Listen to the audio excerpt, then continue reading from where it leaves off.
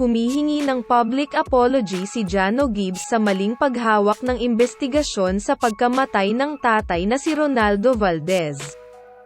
Naglabas ng opisyal na pahayag ang singer-actor na si Jano Gibbs tungkol sa pagkalat ng unauthorized video ng imbestigasyon ng pulisya sa pagpanaw ng kanyang amang si Ronaldo Valdez noong December 17, 2023. Ayon kay Jano, labis na ikinabigla ng kanilang pamilya ang pagpanaw ng beteranong aktor.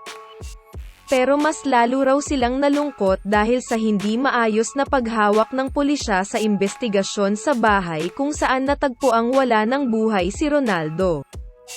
Kumalat sa social media ang ilang videos kung saan kitang-kita ang bangkay ng pumanaw na aktor. Ngayong Lunes, January 15, 2024, humarap sa media si Jano, kasama ang kanyang mga abogado, upang ipahayag ang saloobin ng kanilang pamilya sa paglapastangan ng mga awtoridad sa alaala ng kanyang ama. Si Attorney Lorna Capunan ang nagbasa ng opisyal na pahayag ni Jano sa ginanap na MediaCon sa Club Filipino sa Green Hills, San Juan City, ngayong Lunes ng hapon.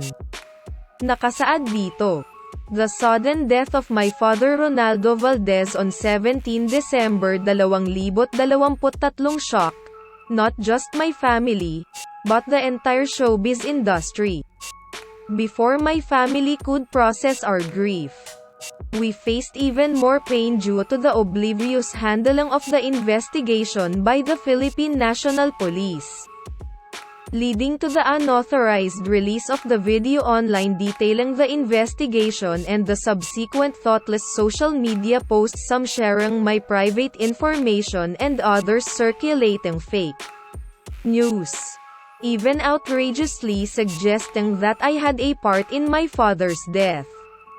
Such negligent handling of the investigation and the consequent media attacks against my family caused us immense emotional distress."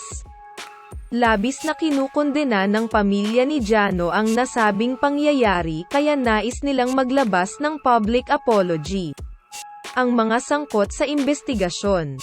Dagdag sa pahayag, "We strongly denounce, in the strongest terms possible, the evident mismanagement of the investigation and mishandling of sensitive data showing apparent lapses and breaches of confidentiality on the part of the investigation team.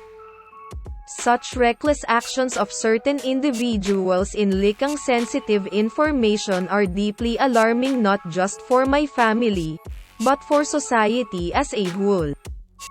We therefore demand that the PNP and the officers directly accountable for the lapses in the investigation make a public apology for the breach of trust and the trauma caused to my family."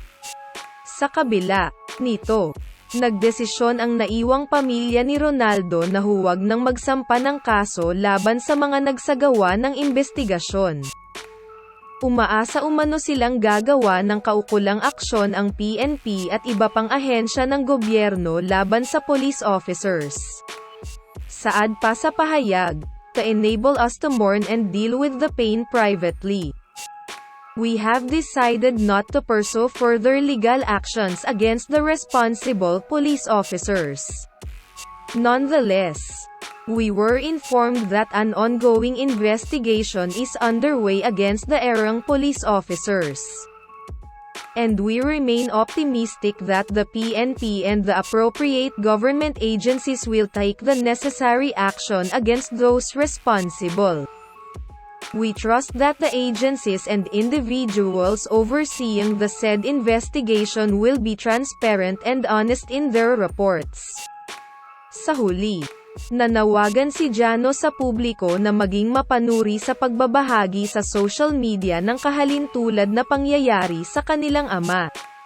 Aniya, "Finally, we encourage the public to exercise vigilance when sharing videos and posts online. We hope that this will also serve as a reminder to the netizens, who have duties to act responsibly online. Especially so when the posts and videos affect individuals who are still in the midst of grieving." With this, we fervently wish that our appeal to the PNP will not fall on deaf ears, allowing us to swiftly bring an end to this regretful chapter of our lives. I would also like to take this opportunity to extend my gratitude to the people who, instead of immediately judging the situation, sympathized with our family for the loss of my father. Thank you.